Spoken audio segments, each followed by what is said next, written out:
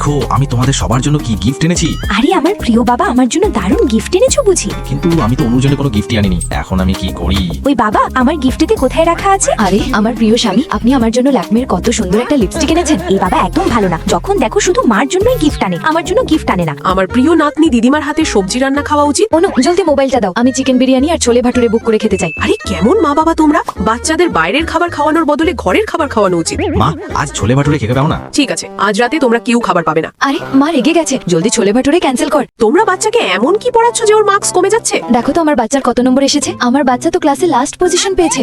আমার তো এত নম্বরও আসতো না, আমি তো ফেল করে যেতাম। চুপ করো তোমরা, যদি এর নাম্বার ভালো না আসে তবে তোমাদের সবাইকে ঘর থেকে বের করে দেবো। টেনশন নেবেন না মা, কালকের পেপারে অনু টপ করবে। তুই পড়াচ্ছিস, এটাই তো বড় টেনশন।